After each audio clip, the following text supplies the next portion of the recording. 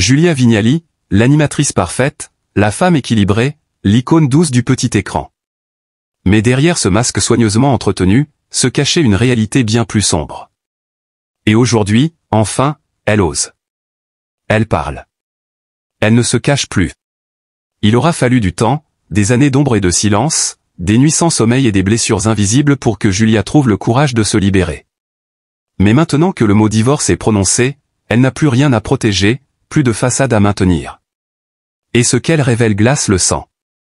J'ai été détruite de l'intérieur. Confe-t-elle dans une interview bouleversante, les yeux brillants d'émotion, mais la voix ferme. Derrière cette phrase se cache un enfer silencieux, que Julia a enduré avec une dignité surhumaine.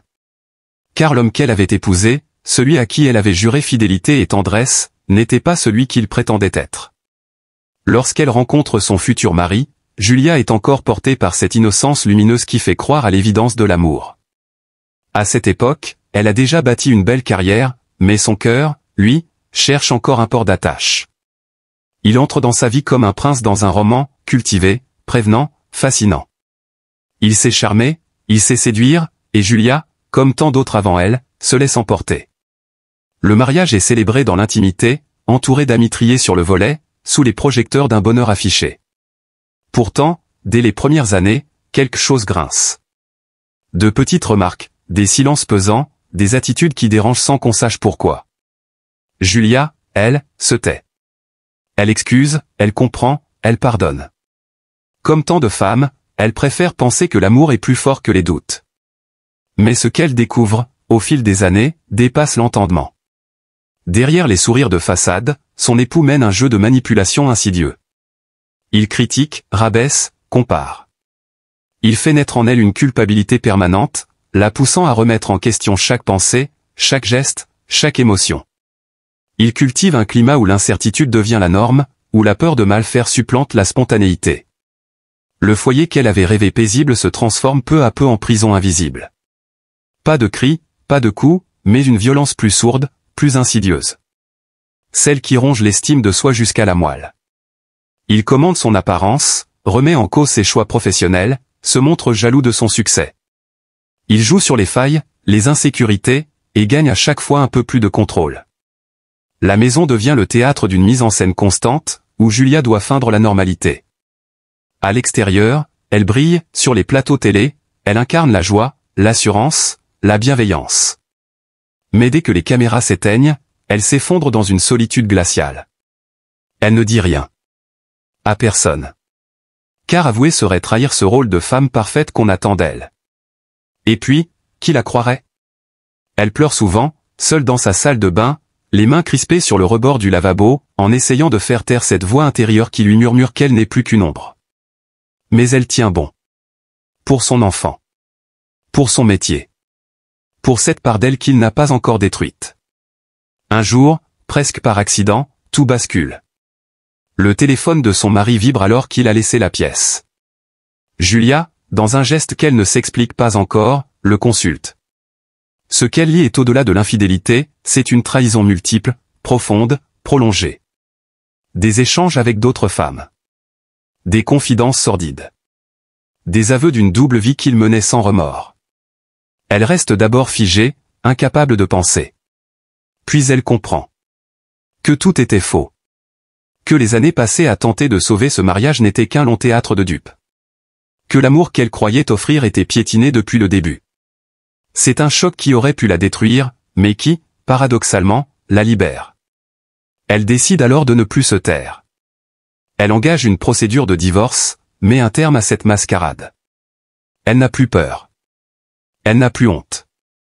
Elle sait désormais que le mensonge n'est pas le sien. Et que sa vérité doit être dite. Le chemin vers la reconstruction est long, semé d'embûches, de doutes, de rechutes. Mais Julia est déterminée. Elle se fait aider. Elle entame une thérapie. Elle accepte d'être vulnérable, ce qu'elle n'avait jamais osé faire auparavant. Elle parle. D'abord à ses proches. Puis à ses collègues.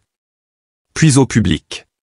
Non pour faire scandale, mais pour se libérer, et peut-être, aider d'autres femmes. Sa parole devient force. Elle participe à des émissions, elle témoigne, elle écrit.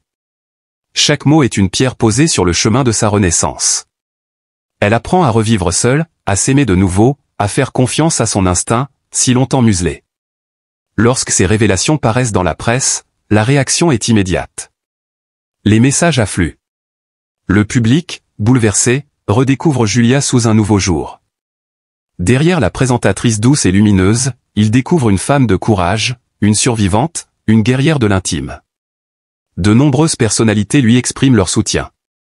Certaines racontent à leur tour leurs propres blessures. Un mouvement se crée, porté par cette onde de sincérité que Julia a déclenchée malgré elle. Elle devient un symbole. Pas celui de la douleur, mais de la résilience. Elle incarne la possibilité de se relever, même quand tout semble perdu. Depuis, Julia s'engage avec cœur et détermination. Elle prête sa notoriété à des causes essentielles, les violences psychologiques, les manipulations conjugales, les femmes qui vivent dans l'ombre. Elle s'investit dans des associations, organise des campagnes de sensibilisation, et, surtout, écoute. Car elle sait que le silence est le pire des ennemis. Chaque témoignage reçu, chaque femme qui trouve le courage de parler grâce à elle, donne un sens nouveau à son propre combat. Elle transforme son drame personnel en outil de changement. Elle rayonne d'une force tranquille, inébranlable, guidée non plus par l'image, mais par la vérité. Ce que nous retenons de cette histoire, ce n'est pas la noirceur du passé, mais la lumière de sa résilience. Julia n'est pas une victime, elle est une battante, une guerrière de l'âme, une femme qui inspire. Son élégance, son intelligence, son empathie n'ont jamais été aussi éclatantes qu'aujourd'hui. Elle n'a pas seulement survécu à un mariage toxique, elle en est sortie grandie. Transformée. Irradiée d'une force nouvelle, authentique. Et alors que les rideaux se lèvent sur une nouvelle scène de sa vie, Julia Vignali avance. Elle sourit encore, oui. Mais cette fois, son sourire est vrai. Authentique. Libérée. Car elle a affronté l'enfer. Et elle en est ressortie vivante.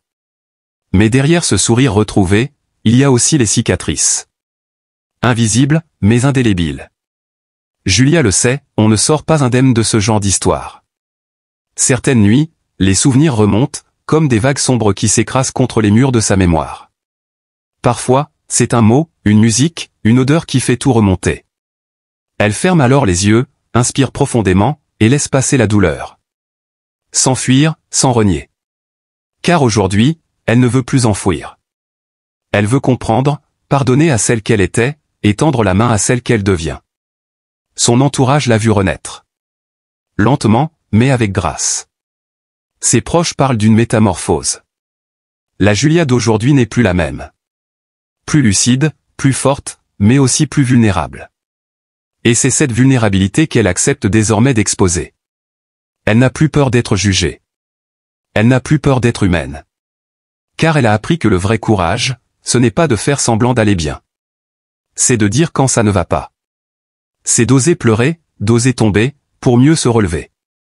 Et cette renaissance, Julia l'incarne jusque dans ses projets. Sur les plateaux, son regard est différent. Elle interroge avec plus de profondeur, écoute avec une attention nouvelle. Comme si chaque douleur qu'elle a traversée lui permettait aujourd'hui de mieux comprendre celle des autres. Elle parle peu de son drame personnel, mais quand elle le fait, c'est toujours avec une pudeur bouleversante. Jamais dans le pathos. Toujours dans la vérité. Une vérité qui dérange parfois. Car beaucoup auraient préféré qu'elle garde le silence. Qu'elle continue à jouer le rôle de la femme parfaite, souriante, sans faille. Mais Julia a choisi l'authenticité. Elle ne veut plus se conformer aux attentes d'une société qui juge sans savoir, qui idéalise sans regarder derrière les apparences. Elle veut être elle-même. Complètement. Même si cela dérange. Même si cela bouscule. Le chemin reste semé d'embûches. Il y a encore des moments de doute, de solitude, de peur. Mais Julia n'est plus seule dans le noir. Elle est entourée. De femmes, surtout, qui la remercient. Qui lui confient leurs secrets, leurs douleurs.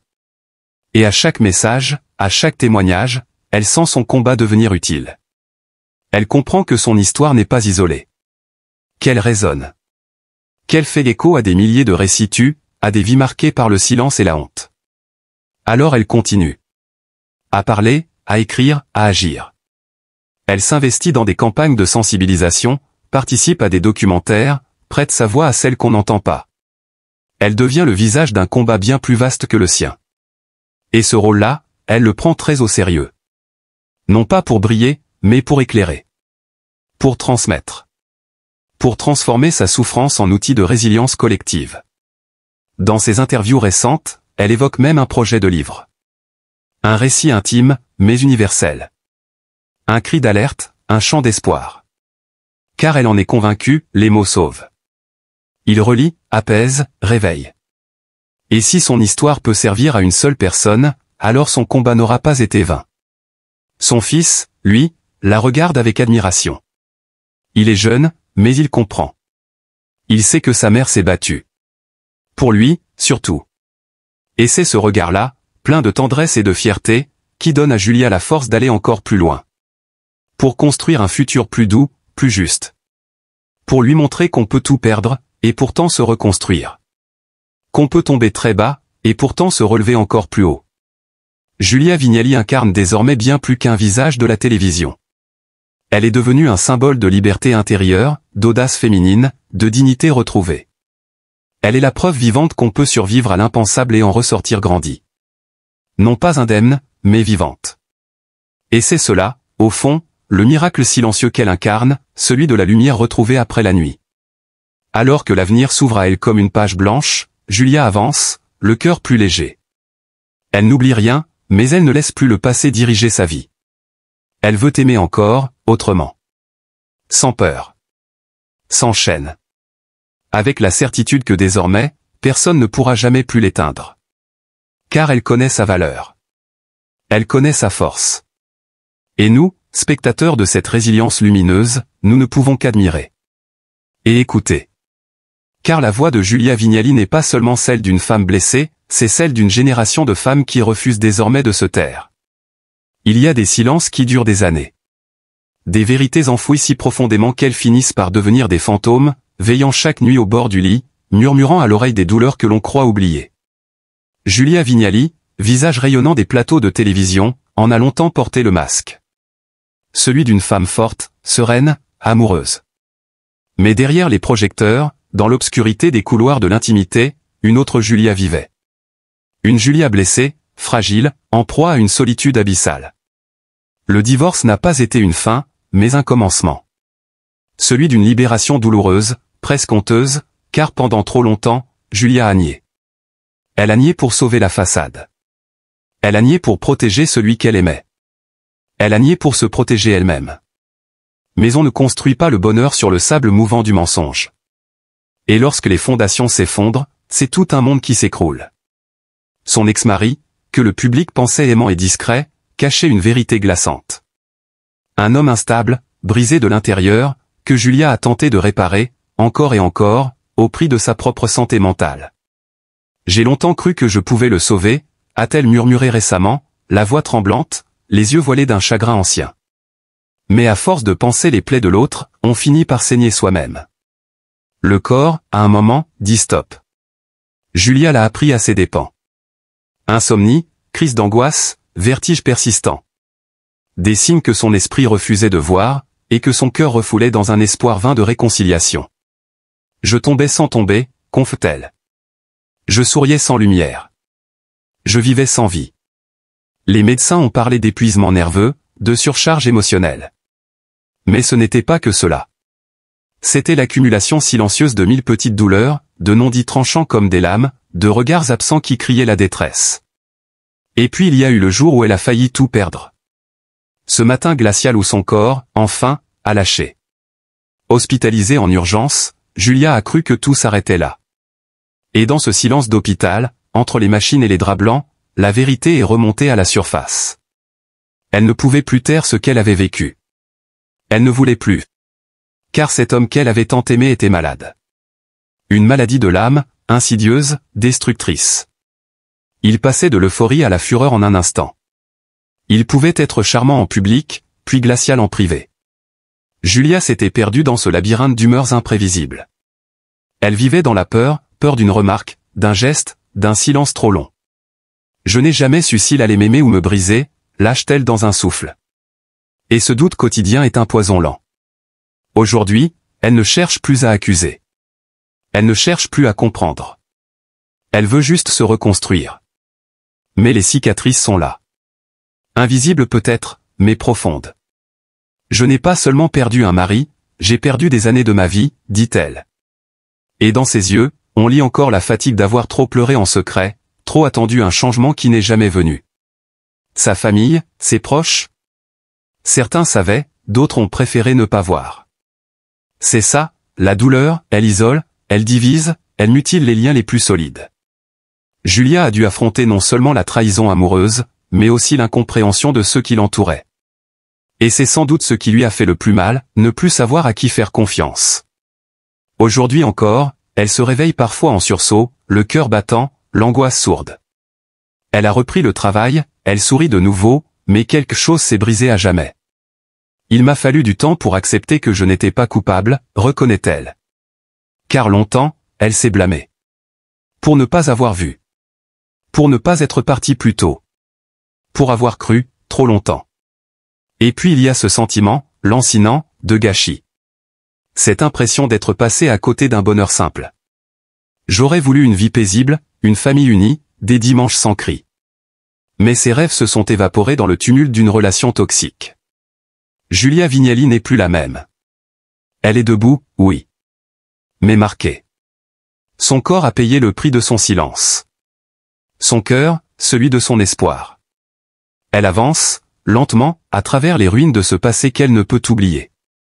Et si elle a choisi aujourd'hui de parler, c'est pour ne plus jamais avoir à se taire. Pour que d'autres comprennent. Pour que d'autres femmes sachent que derrière les sourires, il peut y avoir l'enfer. Elle n'a pas honte de sa douleur. Elle en fait une force. Car c'est dans les blessures que naissent parfois les renaissances les plus puissantes. Il y a des vérités qu'on garde au fond du cœur si longtemps qu'elles deviennent des prisons. Des vérités que l'on tait pour protéger ceux que l'on aime, pour sauver les apparences, pour ne pas faire de bruit. Pendant des années, Julia Vignali a porté ce fardeau en silence. Belle, souriante, radieuse à l'écran, elle incarnait pour beaucoup la femme épanouie, la compagne comblée. Et pourtant, derrière ce sourire lumineux se cachait un drame silencieux, une douleur profonde qu'elle a enfin osé révéler après son divorce, la vérité terrible sur son mari. Aujourd'hui, Julia ne ment plus. Elle ne se tait plus.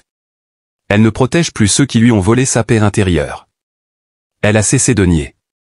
Et dans ce geste courageux, dans ce cri contenu depuis trop longtemps, il y a quelque chose de profondément humain, de profondément bouleversant. C'est pourquoi, aujourd'hui plus que jamais, elle a besoin de notre compassion. Car ce qu'elle a vécu, elle ne l'a pas choisi. Elle n'a pas mérité le trouble, la peur, l'humiliation muette. Julia a cru à l'amour, elle a cru à la bonté, elle a cru en lui. Elle s'est perdue dans l'attente, dans l'espoir que les choses changeraient. Et comme tant d'autres femmes avant elle, elle a payé le prix de ce silence. En santé, en confiance, en sommeil, en lumière. Nous devons comprendre que ce n'est pas parce qu'elle était forte qu'elle n'a pas souffert. Ce n'est pas parce qu'elle était célèbre qu'elle était protégée. La douleur n'épargne personne, pas même ceux qui font rêver. Julia a longtemps porté seule un secret qui la consumait de l'intérieur. Un mari instable, destructeur, que le monde extérieur ne soupçonnait pas.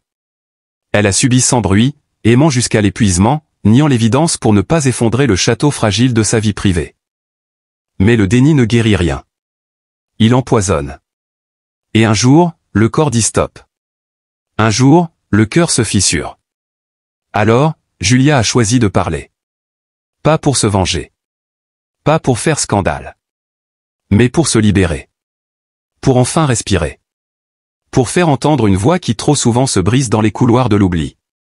Ce qu'elle a vécu est un traumatisme. Ce qu'elle ose dire aujourd'hui est un acte de survie. Elle ne demande ni pitié ni jugement. Seulement un peu d'humanité. À nous, spectateurs, lecteurs, anonymes ou proches, d'ouvrir nos cœurs. Tendons la main à Julia Vignali, pas comme une célébrité, mais comme une femme. Une femme qui a aimé, qui a été brisée, et qui a trouvé la force de se relever. Une femme qui a refusé que la peur continue de guider ses pas. Une femme qui mérite notre respect, notre tendresse, notre écoute.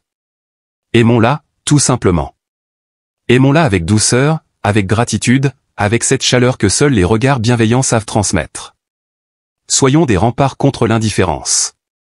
Parce que derrière chaque visage public, il y a un cœur qui bat, qui saigne parfois, qui pleure souvent dans le silence d'éloges vides. Julia Vignali n'est pas une exception. Elle est le reflet de tant de femmes, de tant d'êtres humains qui, eux aussi, vivent dans le secret de relations douloureuses, destructrices. Son témoignage est un appel à la solidarité. À la reconnaissance de la souffrance invisible. À la fin du silence complice. Cessons de juger. Commençons à comprendre. Offrons-lui l'espace pour guérir. Offrons-lui notre soutien, notre main tendue, notre épaule si elle vacille encore. Car chaque mot de son aveu porte le poids d'années d'angoisse, de nuits sans sommeil, de solitude inavouable. Il est temps de lui dire merci. Merci d'avoir osé. Merci d'avoir parlé pour toutes celles qui n'osent pas encore. Merci d'avoir mis des mots sur la peur, sur la confusion, sur le chaos intime. Et surtout, disons-lui qu'elle n'est pas seule. Qu'elle est aimée, qu'elle est portée par des cœurs sincères. Qu'il y a dans chaque regard doux, dans chaque message d'affection, une lumière pour éclairer son chemin. À Julia, nous ne pouvons pas effacer le passé. Mais nous pouvons l'aider à reconstruire l'avenir. Un avenir où elle marchera libre, forte, apaisée. Et dans ce futur, c'est notre amour, notre respect et notre écoute qui lui offriront les fondations solides qu'elle mérite. Dans le silence, elle s'est battue. Dans l'ombre, elle a pleuré. Aujourd'hui, Julia Vignali ne cache plus sa douleur. Après tant d'années de silence, après un divorce douloureux, elle a enfin levé le voile sur cette vérité qu'elle a longtemps tenté d'enterrer, la vérité effrayante sur son mari, cet homme que le public croyait irréprochable, mais qui, dans l'intimité, était une source d'angoisse, de souffrance, de détresse. Ce qu'elle a vécu, ce qu'elle a révélé, c'est bien plus qu'un simple fait divers de célébrité. C'est un cri, un appel à la reconnaissance, une délivrance.